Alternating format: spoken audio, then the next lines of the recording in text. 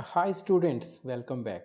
We are going to check how does an LCD work using Tinkercad platform now.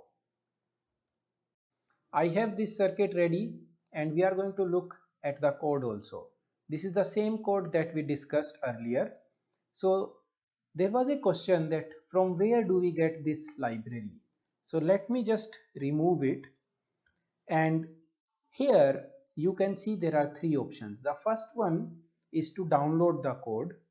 The second one is for your libraries.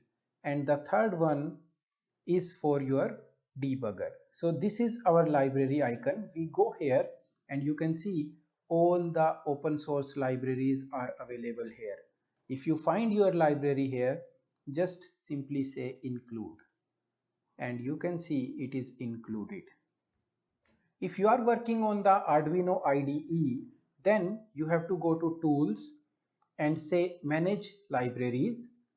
Here you can see that all the libraries are listed here.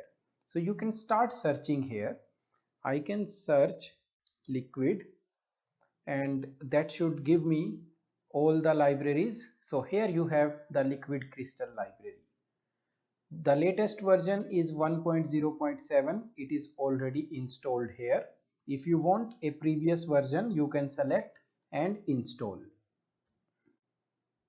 So now if the library is available with you, then you have to go to Sketch, include library and you can search here. So here is our liquid crystal. You include it and it is included in your code now. There is one thing which I have not talked about, that is this potentiometer. What is this? Okay, now see, I am taking all my powers from Arduino. Here is 5 volt which is coming and then it is connected to VCC. Okay, then it is connected to LED negative is connected to ground and LED positive will be connected through a resistor again to my VCC. These are the initial connections for power.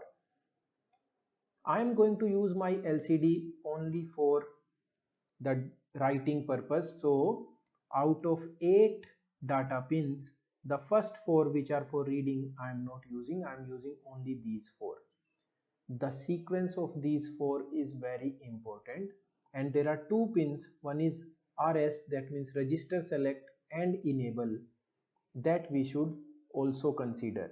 Read write, if you keep it 0 it will write and if you keep it 1 it will read. I am going to only write, that is why I have permanently connected it to my ground, that is 0. Now what is this potentiometer doing here? It is connected to the contrast. I am keeping the maximum contrast. If I reduce the contrast, you can see the display contrast will change. That is the difference here. Now coming to these 4 pins, D4 to D7, these are connected to pin number 5, 4, 3, 2 in the same sequence. Pin RS and enable are connected to 12 and 11. You have to remember this sequence, that means 12, 11, 5, 4, 3, 2.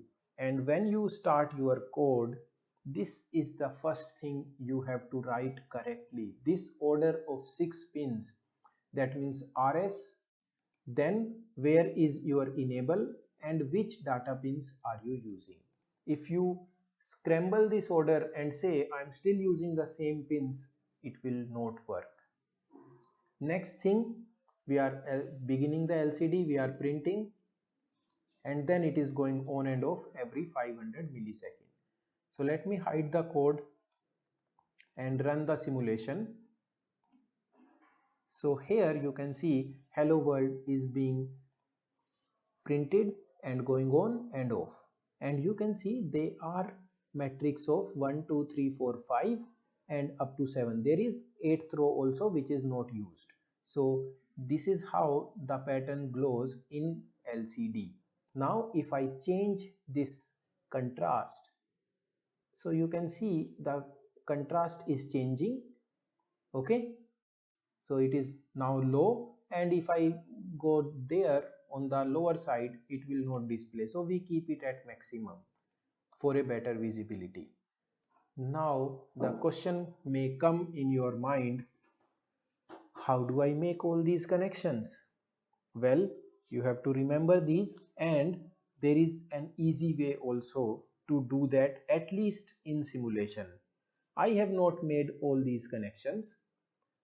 So what did I do? Let me delete everything. I am going to delete my Arduino, the breadboard, the LCD, potentiometer and resistor, and let me start from scratch. If you search LCD, you get two options. One is only the LCD.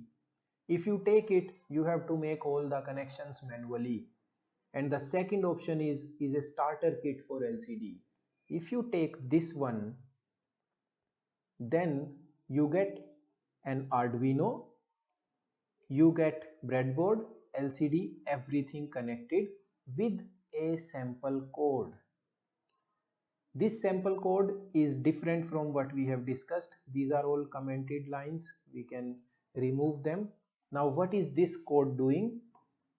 It is starting the LCD library, and these are same pins 12, 11, 5, 4, 3, 2, beginning 16 cross LED, and then I say print hello world. Okay, fine. Here I am using a different command. lcd.setCursor01. What is the meaning? 0 means this is my first row and first location. Okay, and then there is a function called millis. Millis will count the number of milliseconds that have passed from the start of my program. It is a very useful function whenever you want to keep a track of how much time your program has run, how many seconds or milliseconds some execution is taking place, or you want to say I want to turn on the LCD or motor or LED only for 3.5 seconds. You can use this function there. So millis modulus 1000. What is the meaning here? In every programming language, this is the standard process. It will keep counting the millis, divide by 1000, and the modulus will be printed. So what is the modulus? Modulus is, if I have a number 1021, if I divide by 1000, then I get quotient as 1. The answer will be 1. If I have a number 2345, the answer will be only 2. Okay, now let us see how does this work. So here I start the simulation. First row is hello world.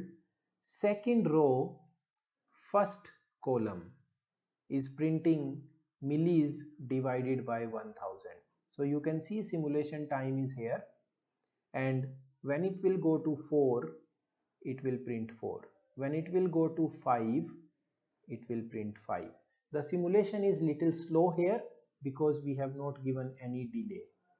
Okay, so now you are requested and encouraged to explore the functions like set a different cursor, okay, set a different location, or try scrolling it left or right. All these things you explore and see how does it go, right? So now we have good knowledge of different display devices. We are going to work with some actuators. So the first thing that we will do is study DC motors. So we are going to work on DC motors in our next video. Thank you.